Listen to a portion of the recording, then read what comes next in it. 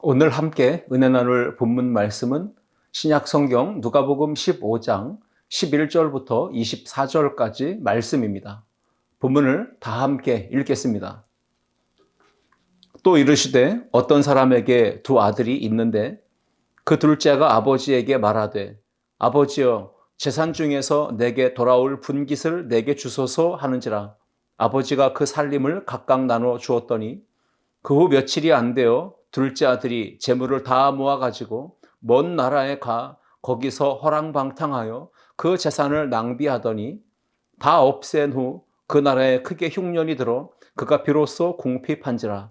가서 그 나라 백성 중 한 사람에게 붙여 사니 그가 그를 들로 보내어 돼지를 치게 하였는데 그가 돼지 먹는 쥐엄 열매로 배를 채우고자 하되 주는 자가 없는지라. 이에 스스로 돌이켜 이르되 내 아버지에게는 양식이 풍족한 품꾼이 얼마나 많은가. 나는 여기서 주려 죽는구나. 내가 일어나 아버지께 가서 이르기를 아버지, 내가 하늘과 아버지께 죄를 지었사오니 지금부터는 아버지의 아들이라 일컬음을 감당하지 못하겠나이다. 나를 품꾼의 하나로 보소서 하리라 하고 이에 일어나서 아버지께로 돌아가니라. 아직도 거리가 먼데 아버지가 그를 보고 측은히 여겨 달려가 목을 안고 입을 맞추니 아들이 이르되 아버지, 내가 하늘과 아버지께 죄를 지었사오니 지금부터는 아버지의 아들이라 일컬음을 감당하지 못하겠나이다 하나. 아버지는 종들에게 이르되 제일 좋은 옷을 내어다가 입히고 손에 가락지를 끼우고 발에 신을 신기라. 그리고 살진 송아지를 끌어다가 잡으라. 우리가 먹고 즐기자. 이 내 아들은 죽었다가 다시 살아났으며 내가 잃었다가 다시 얻었노라 하니 그들이 즐거워하더라. 아멘. 함께 읽은 말씀을 가지고 아버지께로 돌아가니라, 이러한 제목으로 함께 은혜를 나누고자 합니다. 누가복음 15장에는 우리가 익히 들어서 잘 알고 있는 세 가지 비유가 나옵니다. 3절로 7절 말씀에는 잃은 양을 찾은 목자의 비유가 나오고 8절로 10절까지 말씀에는 잃은 드라크마를 찾은 여인의 비유가 나오고 그리고 이어서 오늘 읽은 본문 11절부터 24절에 잃은 아들을 되찾은 아버지의 비유가 나옵니다. 오늘 우리가 읽은 본문 말씀은 잘 알고 있듯이 탕자의 비유로도 우리가 알려져 있습니다. 어떤 사람에게 두 아들이 있었습니다. 근데 둘째 아들이 아버지에게 상속받을 재산을 미리 달라고 요구합니다. 누가복음 15장 11절과 12절 말씀, 또 이르시되 어떤 사람에게 두 아들이 있는데 그 둘째가 아버지에게 말하되 아버지여 재산 중에서 내게 돌아올 분깃을 내게 주소서 하는지라. 아버지가 그 살림을 각각 나눠 주었더니. 여기서 둘째 아들이 아버지에게 유산을 미리 달라고 하는 이 요청은 당시 사회의 관습으로 보자면 매우 폐륜적인 행동이라고 말할 수 있습니다. 왜냐하면 단순히 돈을 미리 달라는 요구사항이 아니라 이것은 아버지가 빨리 죽기를 바라는 그런 저주스러운 마음이 담긴 요구이기 때문에 그렇습니다. 그런데도 불구하고 아버지는 아무 말 없이 둘째 아들이 강하게 요청하니까 결국 두 아들에게 각각 유산을 나누어 주었습니다. 이렇게 유산을 상속받은 둘째 아들은 그 길로 집을 떠납니다. 그리고는 먼 나라에 가가지고 허랑방탕한 삶을 살았습니다. 그리고 우리가 알듯 결국 물려받은 재산을 모두 탕진합니다. 돼지를 돌봅니다. 끼니를 걱정하는 정말로 알거지 신세가 되고 말았습니다. 만약 우리가 이러한 극한 상황, 절망적인 상황, 예측하지 못했던 실패와 낭패를 경험하고 정말로 마지막 인생의 막장으로 바닥으로 떨어지게 된다면, 몰리게 된다면 만약에 우리 같으면 그때 어떤 행동을 취해야 할까요? 후회하면 됩니까? 자책하면 됩니까? 절망에 빠져서 하루하루를 비관하며 원망하며 한탄하며 정말로 요즘에 심각한 문제는 극단적인 선택으로 자살을 하는 분들이 얼마나 많습니까? 만약에 우리가 그런 선택을 한다면 그것이 옳습니까? 성경은 그것이 옳지 않다. 절대로 그래서는 안 된다라고 말씀을 주고 있는 것입니다. 오늘 둘째 아들 이 탕자가 결국 아버지에게로 돌아갑니다. 근데 아버지의 아들이라고 하는 이 신분, 지위, 자격을 다 포기하고 내려놓습니다. 아버지가 나를 받아주기라도 한다면 나는 품꾼의 하나가 되어도 좋다. 아버지가 나를 받아줄 수만 있다면 나는 그렇게 돼도 좋다라고 하는 마음을 가지고 일어나서 아버지께로 돌아가는 것입니다. 회개란 전적인 하나님의 은혜로만 되는 것입니다. 내 안에서부터 시작되는 것이 아니라 하나님이 우리 마음에 죄를 깨닫게 하시고 각성하게 하시고 뉘우치며 다시 돌아가게 하게끔 그런 마음가짐을 일으키시는 것도 전적인 하나님의 은혜로 되는 것입니다. 회개란 자신의 모든 것을 철저하게 내려놓고 아버지께 자신을 온전히 내어 맡기며 돌아가는 것, 이것을 회개라고 하는 것입니다. 누가복음 15장 18절부터 20절 말씀 보시면 내가 일어나 아버지께 가서 이르기를 아버지 내가 하늘과 아버지께 죄를 지었사오니 지금부터는 아버지의 아들이라 일컬음을 감당하지 못하겠나이다. 나를 품꾼의 하나로 보소서 하리라 하고 여러분 결단한 것입니다. 마음에 각오를 하고 아버지에게 가서 이렇게 말을 해야 되겠다라고 자기의 마음속에 있는 생각들을 이미 구상을 해본 것입니다. 그리고 20절 말씀에 실행으로 옮기죠. 이에 일어나서 아버지께로 돌아가니라. 마음에 결심을 했다면 실행으로 옮기는 건 더 중요합니다. 만약에 지금이라도 아버지께로 돌아온다면 어떤 사랑과 어떤 은혜를 경험할 수 있는지 오늘 본문은 우리에게 그 구체적인 내용들을 세 가지로 설명해 주고 있습니다. 우리 함께 그 내용을 살펴보며 은혜를 나누겠습니다. 첫째, 함께 읽겠습니다. 지은 죄를 용서해 주십니다. 지금이라도 회개하며 아버지께로 돌아오면 지은 죄를 모두 다 깨끗이 용서해 주신다. 기억하지도 않으신다라고 하는 말씀을 우리 가운데 교훈으로 주고 있습니다. 본문은 둘째 아들이 아버지에게 어떤 잘못된 행실로 아버지의 마음을 아프게 하고 상처를 주었으며 죄를 범했는지 그것을 잘 소개하고 있습니다. 12절 말씀입니다.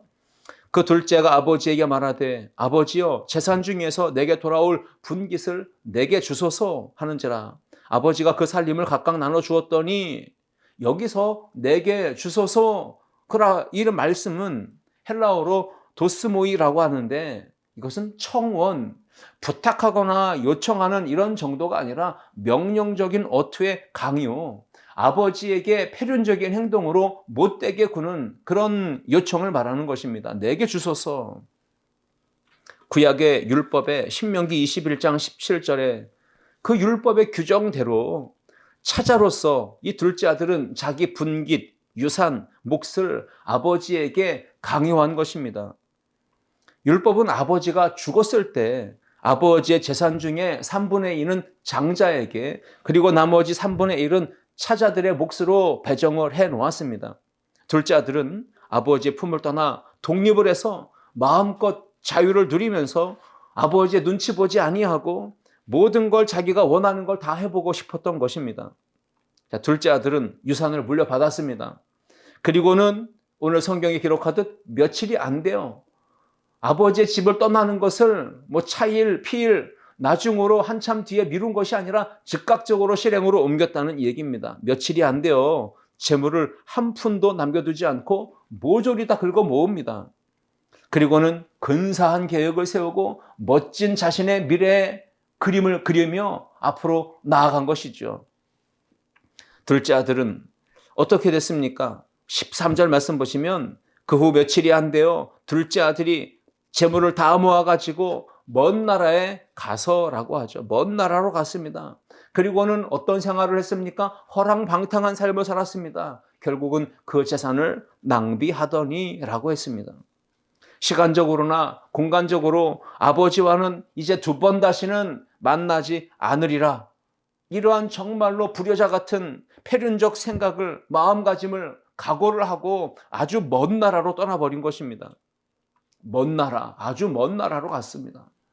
우리가 영적으로 볼 때도 하나님 아버지의 품을 떠나서 죄인들이 되어 세상 속에 푹 젖어서 육신의 정욕과 쾌락과 향락을 즐기며 사는 많은 사람들은 결국 그들이 가는 곳은 아주 먼 나라입니다. 하나님이 계신 곳과 정반대의 아주 먼 곳, 그곳이 어디입니까? 영적으로 볼 때는 애굽이고 소돔이고 바벨 아니겠습니까? 그 나라들은 사단의 권세가 다스리고 지배하는 나라입니다. 우상숭배의 문화가 가득한 땅, 그 지역입니다. 영적으로 하나님과 거리가 먼 망하는 땅, 이것이죠. 오늘 하나님 아버지의 집이 가까이 있습니다. 그럼에도 불구하고 수많은 사람들은 세상 유혹과 쾌락에 빠진 채 영적인 탕자와 같은 모습으로 허랑방탕한 인생을 살며 인생을 낭비하는 그런 안타까운 자리에 살아가고 있는 것을 보게 됩니다. 오늘 본문의 탕자 둘째 아들은 아버지를 멀리 떠났습니다. 타국에서 허랑방탕하게 생활합니다. 그 많은 재산을 모두 탕진하고 낭비하고 말았습니다. 오늘 큰아들은 아버지의 살림을 창기와 함께 먹어버린 이 아들이라고 그 동생을 강력하게 지적하고 질타합니다. 누가복음 15장 30절에 보시면 아버지의 살림을 창녀들과 함께 삼켜버린 이 아들이 돌아오매 집에 있던 맏아들, 큰아들은 이 동생을 어떻게 보았느냐? 아버지의 살림, 재산을 창기와 함께 향락을 즐기고 육체의 정욕과 쾌락을 즐기며 함께 먹어버린 이 아들이라고 이야기하지 않습니까? 결국 그렇게 허랑방탕하게 창기와 함께 그 아버지의 모든 재산을 다 낭비한 이 둘째 아들은 이제 가진 것이 아무것도 없어서 남에게 빌부터 살아야만 하는 기생충 같은 인생으로 비천한 처지로 전락하고 말았습니다. 처음에 아버지의 유산을 물려받았을 때는 근사한 계획을 가지고 있었지만 그 근사한 계획이 갑작스럽게 자신의 그런 허랑방탕한 삶으로 낭패를 보고 실패를 경험하고 만 것입니다. 누가복음 15장 14절과 15절 말씀해 보시면 다 없앤 후 그 나라에 크게 흉년이 들어 그가 비로소 궁핍한지라. 재산을 다 잃었습니다. 다 사라졌습니다. 그리고는 엎친 데 덮친 격으로 그 나라에 큰 흉년까지 들었습니다. 그가 비로소 궁핍하게 됐습니다. 가난하게 됐습니다. 거지 같은 인생이 됐습니다. 남에게 빌부터 사는 기생충 같은 인생이 되고 말았다는 것입니다. 15절 보시면 가서 그 나라 백성 중 한 사람에게 붙여 사니, 이게 바로 기생하는 인생입니다.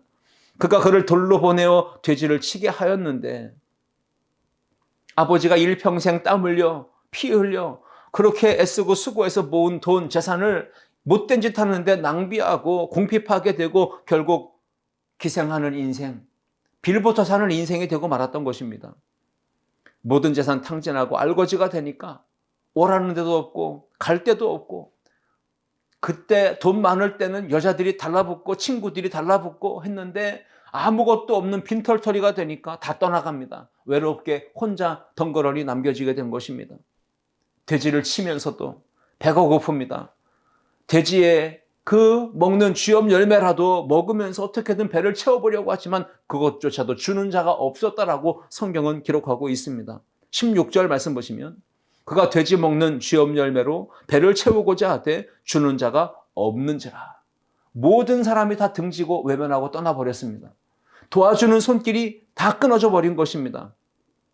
이렇게 둘째 아들 탕자는 다시는 내가 이 재산, 유산 받은 거 이걸 가지고 타국으로 가서 내가 한번 인생 멋지게 한번 살아보리라 근사한 계획을 가지고 떠났는데 두 번 다시 내가 아버지의 집으로 돌아오지 않겠다. 이렇게 마음가짐을 단단히 하고 아주 먼 나라로 며칠이 안 돼서 바로 떠나버렸는데 이렇게 기생하는 인생, 남에게 빌부터 사는 인생, 자기가 지금 굶주려 죽게 될 처지가 되니까 인생이 곤두박질 치고 막장으로 들어가게 되니까 스스로 돌이켜서 아버지를 생각하게 된 것입니다. 죄를 깨닫고 회개하고 뉘우치고 돌이킨 것이 아니에요. 배가 고파서 굶주려서 기생하는 인생도 이제는 더 이상 희망이 없기에 그는 스스로 돌이켜 아버지를 생각하는 지경에 놓인 것입니다. 누가복음 15장 17절 말씀 보시면 이에 스스로 돌이켜 이르되 내 아버지에게는 양식이 풍족한 품꾼이 얼마나 많은가. 나는 여기서 주려 죽는구나. 굶어 죽을 지경이 되니까 아버지의 집, 풍족한 아버지, 그 아버지의 집에 있는 일꾼들, 품꾼들은 먹을 것을 걱정하지는 않지 않느냐. 그런 생각을 하게 된 것입니다. 여기서 이 탕자는 내 아버지라고 이야기합니다. 내 아버지, 내 아버지. 바로 아버지와 자신과의 관계가 특별한 부자관계라는 것을 지금 생각한 것입니다. 그리고는 일어나 아버지 집으로 돌아가서 내가 용서를 구해야 되겠다. 아버지가 나를 받아줄 때 아들이 아니라도 좋으니 품꾼의 하나로 나를 받아줘서 내가 일하는 종으로 노예로 살아도 좋으니 아버지가 나를 받아만 준다면 나는 돌아가겠다 라는 마음을 가지게 된 것입니다. 방향을 전환했습니다. 이것이 유턴하게 된 것이고 아버지를 생각함과 동시에 스스로 자리에서 일어나 아버지의 집으로 발걸음을 옮기게 된 것입니다. 이제는 세상을 향하던 발걸음이 아버지의 집으로 아버지 품으로 돌아가게 되는 발걸음으로 방향 전환이 된 것입니다. 18절과 19절 말씀 보시면 탕자는 미리 아버지에게 가서 이렇게 내가 말해야 되겠다. 아버지에게 간청을 하고 아버지 품꾼의 하나로 나를 여겨달라고 내가 부탁을 해야 되겠다라고 예행 연습을 하죠. 내가 일어나 아버지께 가서 이르기를 아버지 내가 하늘과 아버지께 죄를 지었사오니 지금부터는 아버지의 아들이라 일컬음을 감당하지 못하겠나이다. 나를 품꾼의 하나로 보소서 하리라 하고 마음에 품었던 생각을 미리 한번 예행 연습을 해보는 차원에서 리허설을 한 거죠. 부요한 아버지는 탕자가 재기할 수 있는, 다시 인생을 살아갈 수 있는 유일한 희망이 되었던 것입니다. 탕자는 많은 갈등을 했을 것입니다. 빌부터 사는 존재, 기생충 같은 인생, 굶어 죽을 처지에 놓인 자신의 상황을 보면서 아마 여러 가지 갈등과 고민을 했을 것입니다. 그냥 차라리 죽을까? 여기서 이렇게 그냥 돼지나 치면서 짐승들과 함께 살면서 굶주려 살면서 이렇게 기생하는 인생을 살까? 아니면 아버지께로 돌아갈까? 여러분 이런 생각 저런 생각을 많이 했을 거라고 얼마든지 추론해 볼 수 있습니다. 아버지 집으로 돌아갈 용기가 차마 나지 않았습니다. 그러나 만약 돌아간다 해도 내가 아버지의 아들로서 받아주겠는가? 아버지가 차람으로 나를 종으로의 한 사람으로 품꾼의 하나로라도 여겨줬으면 좋겠다 하는 그런 마음을 가지고 기대감을 가지고 돌아가기로 작정을 했던 것입니다. 근데 여러분 탕자가 집으로 돌아갔을 때 아버지께로 돌아갔을 때 아버지는 어떻게 했습니까? 이 못된 놈 페루나 라고 하면서 몽둥이 찜질을 하고 내쫓았습니까? 아닙니다.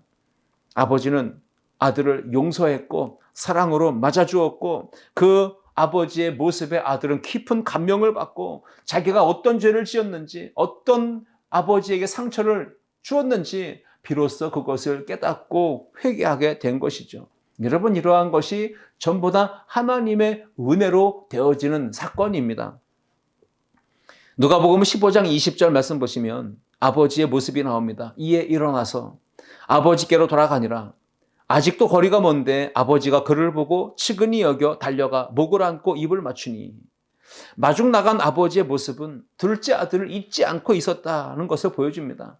늘 언젠간 돌아올 것을 고대하면서 항상 저 멀리 언덕을 바라보며 기다렸다는 이 아버지의 사랑의 표현인 것이죠. 측은히 여겨 하는 이 아버지의 마음은 자식을 긍휼히 여기는 마음으로 자비와 용서를 베푸는 이 사랑의 표현을 담아내는 말입니다. 누가복음 15장 22절 23절 보시면 아버지는 종들에게 말합니다. 제일 좋은 옷을 내어다가 입히라. 손에 가락지를 끼워줘라. 발에 신을 신겨줘라. 23절 보시면 그리고 살찐 송아지를 끌어다가 잡아라. 우리가 먹고 즐기자 라고 이렇게 아들이 돌아온 것을 기뻐하면서 그 아들의 죄, 아들의 잘못, 허물을 묻지도 않고 그저 용서하는 아버지의 모습을 봅니다. 여기에 아버지의 모습은 우리 하늘 아버지, 하나님 아버지의 크신 사랑과 은혜, 자비, 긍휼을 보여주는 것입니다. 자, 그렇습니다. 오늘 이 말씀을 통해서 지금이라도 아버지께로 돌아간다면 하나님 아버지는 우리에게 어떤 은혜와 사랑을 베푸시냐면 지은 죄를 모두 용서해 주신다라고 하는 것입니다. 이런 하나님의 은혜가 우리 모든 성도들 가운데 있기를 주님의 이름으로 축원합니다. 둘째, 함께 읽겠습니다. 기생하던 삶이 풍족해집니다. 탕자가 아버지의 집을 떠나서 허랑방탕한 삶을 살다가 결국 다 잃고 남에게 빌붙어 사는 기생충 같은 인생이 되고 굶어 죽게 될 비천한 처지가 되고 돼지를 치는 그런 상황이 되지 않았습니까? 누가복음 15장 14절에 다시 보시면 다 없앤 후 그 나라에 크게 흉년이 들어 그가 비로소 궁핍한지라. 근사한 계획을 세웠는데 그 근사한 계획이 수포로 돌아갑니다. 실패합니다. 탕자는 멋진 계획을 세웠지 않습니까? 아버지를 떠나자. 아버지를 떠나 살면 그 지긋지긋한 잔소리 매일 듣지 않아도 된다. 얼마나 좋을까? 그런 기대감에 부풀어 아버지의 집을 떠난 것이죠. 아버지 얼굴 안 보고 살면 마음이 편할 수 있겠다. 아버지가 곁에 없으면 내 멋대로 내가 하고 싶은 대로 자유를 만끽할 수 있지 않을까? 그런 멋진 계획, 근사한 계획을 세웠던 것입니다. 내가 가지고 있는 이 아버지로부터 물려받은 이 유산, 이 풍족한 것을 가지고 내가 넉넉한 삶을 살아볼 것이다. 그리고 모든 게 내가 계획한 대로 잘 될 줄 이렇게 생각했던 것이죠. 그런데 아버지의 품을 떠난 탕자 결국은 알거지가 됩니다. 자신의 하루하루 먹을 것도 해결할 수 없는 매우 미래가 불안한 상황에 놓이게 됩니다. 모든 게 부족하고 결핍한 인생이 되죠. 궁핍하여 생존하기 위해서 기생충처럼 남에게 빌부터 살아야만 되는 밑바닥 빈궁한 삶으로 전락하고 말았습니다. 15절과 16절을 또 봅니다. 가서 그 나라 백성 중 한 사람에게 붙여 사니 그가 그를 들로 보내어 돼지를 치게 하였는데 그가 돼지 먹는 쥐염 열매로 배를 채우고자 하되 주는 자가 없는지라. 굶어 죽을 것 같았습니다. 그래서 가축 사료로 쓰이는 이 돼지가 먹는 쥐염 열매로라도 배를 채워보려고 했는데 주인도 주변 사람들도 그것을 전부 다 먹지 못하게 주는 자가 없었다라고 하고 있는 것입니다. 아버지를 떠난 탕자는 삶이 완전히 무너집니다. 피폐해집니다. 생존을 위협받는 그런 흉년과 가난과 기근까지 그 상황에 덮쳐버렸습니다. 모든 것을 다 잃고 빈털터리가 되고 알거지가 된 이 아들은 비로소 양식이 풍족한 아버지를 생각한 것입니다. 누가복음 15장 17절 말씀에 이에 스스로 돌이켜 이르되 내 아버지에게는 양식이 풍족한 품꾼이 얼마나 많은가 나는 여기서 주려 죽는구나. 스스로 돌이켜 하나님의 은혜 가운데 회심이 일어납니다. 그리고 하나님의 은혜 가운데 아버지를 생각합니다. 하나님의 은혜 가운데 아버지께로 돌아가고자 하는 결단이 일어납니다. 하나님의 은혜로 그러한 결단이 실행으로 옮겨집니다. 하나님의 은혜로 아버지 집으로 돌아갔을 때 아버지는 그 아들을 기쁨으로 맞아주지요. 성도가, 우리 하나님의 자녀가 하늘 아버지의 품, 집, 죄 몸된 성전을 떠나게 되면 어떻게 될까요? 영혼 육이 병들고 그리고 탕자 같은 인생이 되고 결국은 굶어 죽게 되는 그런 인생의 막장으로 떨어질 수밖에 없다는 것을 우리에게 가르쳐주는 비유의 말씀인 것입니다. 젊고 학식 있고 재능 있고 외모 있고 그리고 성공하고 가진 것도 많고 모든 게 전부 다 내 곁에 있지만 오늘날 수많은 사람들의 삶을 보면 마음이 불안합니다. 그리고 삶이 지쳐 있습니다. 피곤해 있고 인생이 행복이 아니라 만족이 아니라 불만족스럽고 불행합니다. 왜 이렇게 사는 게 불행하고 불만족스러운 이유가 있는 것이 아니겠습니까? 왜 그럴까요? 모든 걸 다 가졌는데 중요한 건 아버지의 품을 떠나 있다는 것입니다. 아버지의 집을 떠나서 하나님 없이, 아버지 없이, 예수님 없이 제멋대로 탕자 같은 허랑방탕한 인생을 살기 때문에 인간적으로는 근사한 계획을 세우고 살지만 그 길이 가다 보면 탕진하는 길이고 인생이 굶주리는 길이라는 것입니다. 망하는 길이라는 것이죠. 인생이 지치고 피곤하고 힘들고 어렵고 답답하고 앞이 캄캄하여 보이지 않고 매우 절망적일 때 그때 우리는 해야 될 게 있습니다. 스스로 돌이켜 아버지를 생각하고 아버지의 집으로 돌아가는 것입니다.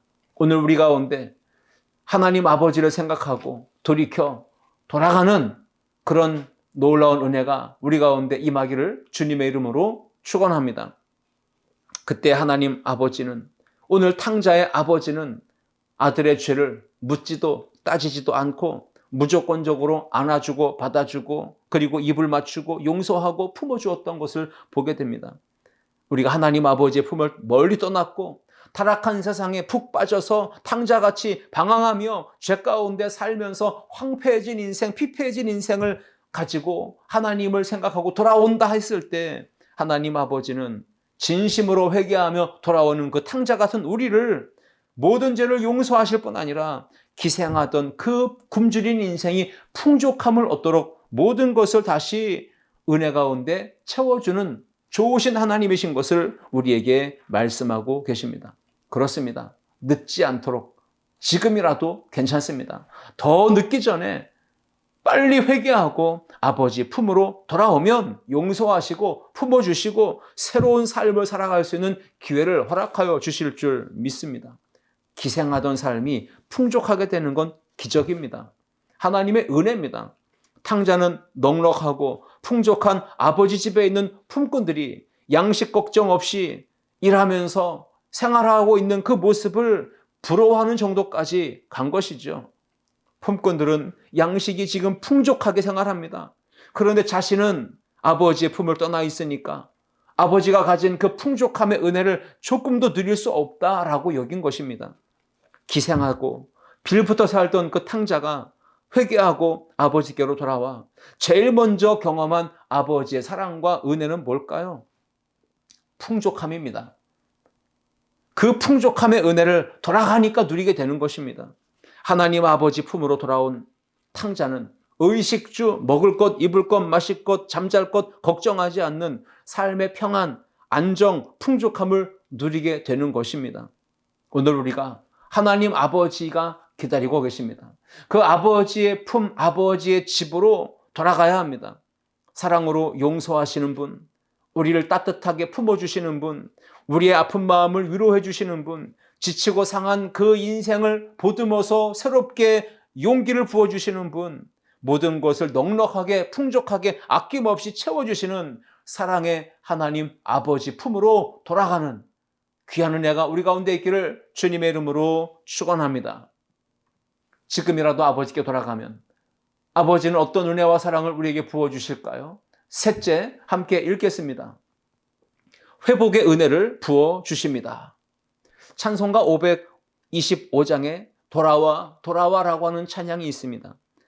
돌아와 돌아와 마음이 고난이여 길이 참 어둡고 매우 험악하니 집을 나간 자여 어서와 돌아와 어서와 돌아오라. 돌아와 돌아와 해가 질 때까지 기다리고 계신 우리 아버지께 3절 가사 돌아와 돌아와 환난 있는 곳과 죄가 있는 곳과 미혹받는 데서 4절 돌아와 돌아와 집에 돌아오라 모든 것 풍성한 아버지 집으로 집을 나간 자여 어서와 돌아와 어서와 돌아오라. 이 아버지의 기다리시는 심정, 그 사랑과 그 은혜를 누리기 위해서 우리는 아버지께로 돌아가야 합니다. 그때 넘치도록 풍성한 은혜를 부어주시고 잃었던, 빼앗겼던, 사라졌던, 누릴 수 없었던 그 모든 것들을 다시 회복하게 하시는 은혜를 우리 가운데 주신다는 사실입니다. 그런데 오늘 본문에 집을 나갔던 이 동생이 알거지가 되어서 빈궁한 그런 처지가 되어서 집으로 돌아왔을 때 사랑으로 용서하시고 품어주시고 모든 걸 풍족하게 채워주셨던 그 아버지의 모습과는 정반대로 맏아들 그 형은 어떻게 반응했습니까?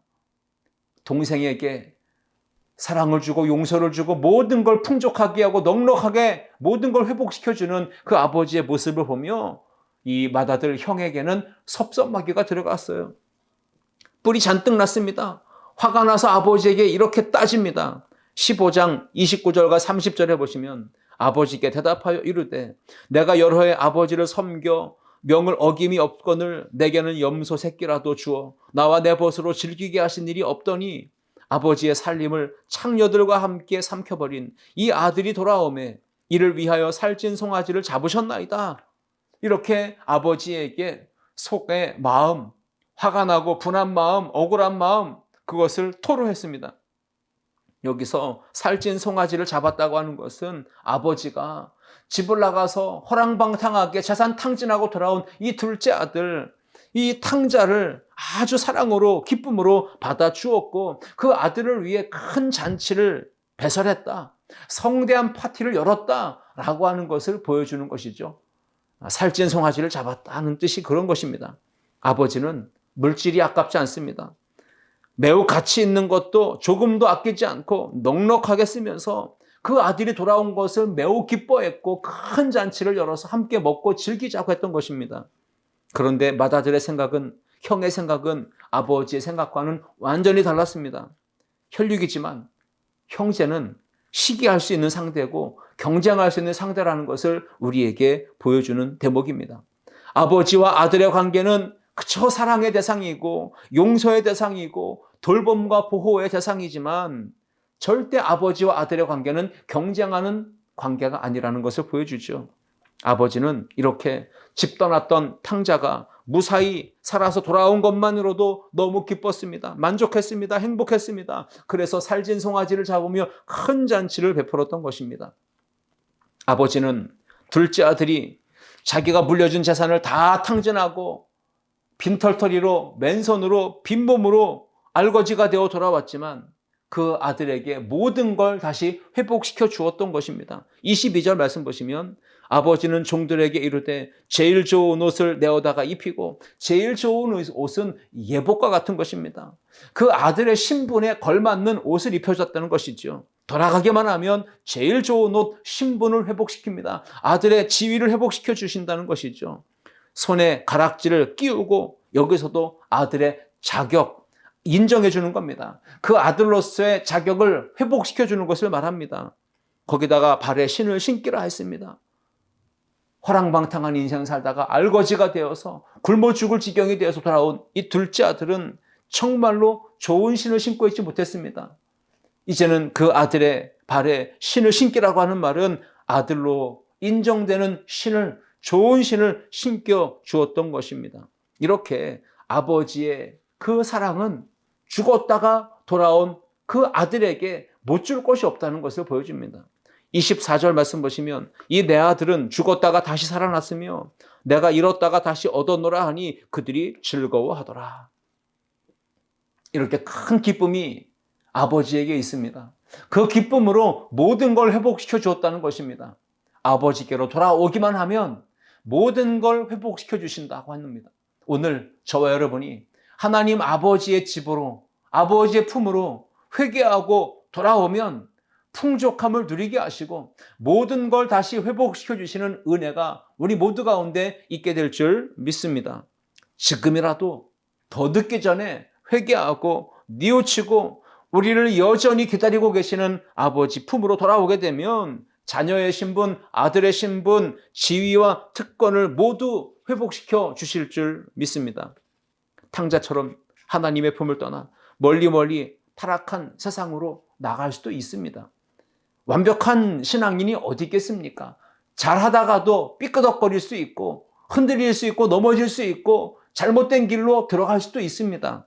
그래서 허랑방탕한 삶을, 탕자 같은 인생을 살아갈 수도 있겠지요. 그러나 너무 멀리 갔다고 낙심하지 마십시오. 포기하지 마십시오. 지금이라도 그 자리에서 유턴하시고 방향 전환하고 하나님 아버지 품으로 돌아온다면 하나님 아버지는 지은 죄를 용서해 주시고 풍족함을 허락해 주시고 모든 것을 다시 회복시켜 주실 줄 믿습니다. 달려 나올 것입니다. 그리고 양팔로 껴안아 주실 것입니다. 입을 맞춰 주실 것입니다. 용서해 주실 것입니다. 오늘 말씀에 보셨듯 좋은 것들을 다 내어서 아낌없이 베푸시는 그 하나님 아버지의 사랑과 은혜를 우리 가운데 허락해 주실 것입니다. 더 늦기 전에, 후회하기 전에, 기회가 사라지기 전에 지금이라도 하나님 아버지 품으로 돌아가며 하나님의 은혜를 누리며 풍성함을 누리며 모든 걸 회복시켜 주시는 하나님의 사랑을 맛보며 살아가는 우리 모든 성도들 될 수 있기를 주님의 이름으로 축원합니다. 기도하겠습니다. 하나님 아버지 감사합니다. 오늘 탕자의 비유를 통하여 우리가 아버지께로 지금이라도 돌아간다면 하나님 아버지는 지은 죄를 용서해 주시고 기생하는 그런 빈곤한 인생이 풍족함을 누리게 하시며 아무것도 없는 누릴 수 없었던 그 인생이 모든 것을 회복하게 되는 은혜를 부어주신다는 걸 깨닫고 아버지께로 가까이 아버지 품으로 가까이 더 나아가는 귀한 은혜가 우리 모든 성도들 가운데 임하게 하옵소서. 주님 없이는 살 수 없는 인생임을 고백하며 날마다 주의 은혜 가운데 살기를 힘쓰는 주의 권속들 모두가 되게 하여 주옵소서. 감사와 찬양을 주님께 올려드리며 예수님의 이름으로 기도하옵나이다. 아멘.